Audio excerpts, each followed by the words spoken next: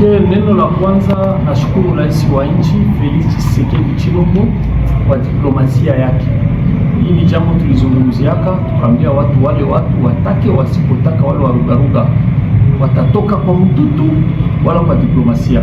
Hapa mtutu ilichangia, unajua walipata vipigo mingi na diplomasia kaja yulu. Tunaweza kuambia raia ya kwamba kweli wametoka, na kutoka kwao atatufanya sie tuzubai juu wale watu wanakuwa wajanja.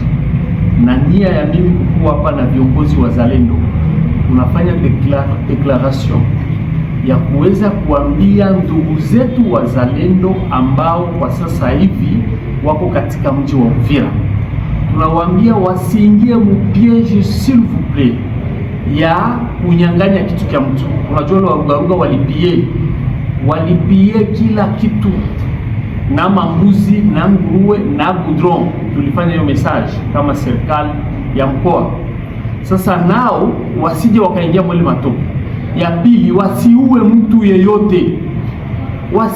mtu yeyote wala kugusa kitu cha mtu. Tunawasi tafadhali, kama unapenda nchi, unapenda serikali, unapenda Rais Felix Tshisekedi, unapenda wakuu wa mkoa na unapenda viongozi hawa wa kamanda wazalendo, tunawaomba wazalendo wasingie mwele pieshi.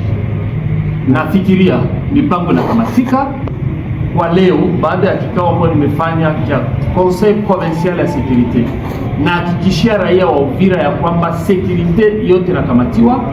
Kwa hii mida ya jioni, jeshi la FARDC wa Pembe watakuwa wamewasili pamoja na polisi ili wasire sécurité ya mwingine.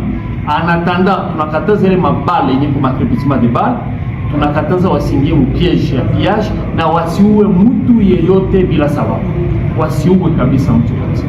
Mheshimiwa Liwali Makamu, kumekuwa pia message ya Liwali Jean-Jacques Purusi akiita raia wote waungane.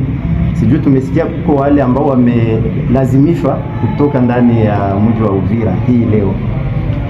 Nafikiria hilo ndio jambo tunakataza. Rais tukome na gavana Jean-Jacques Purusi na sisi wote hapa kistulivu tuko na prone cohesion ya makabila yote ya province yetu ya Sud Kivu na ya nchi yetu ya Kongo. Hakuna mtu anayeweza kulazimisha mwingine kumtoa katika nchi ya Kongo.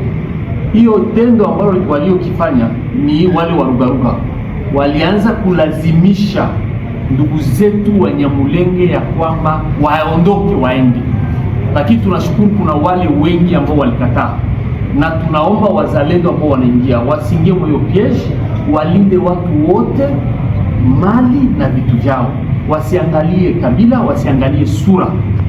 Hiyo ndio kusaidia serikali, hiyo ndio kusaidia gavana, na hiyo ndio kusaidia wakuu viongozi wa wazalendo ambao wamefanya kazi nzuri, na hiyo kazi ni lazima ikuwe rekompanse, wasije wakajaribishia. Tumeisha maliza, tunatoka mbali na tunawashukuru kwa yote ambayo ilifanyika.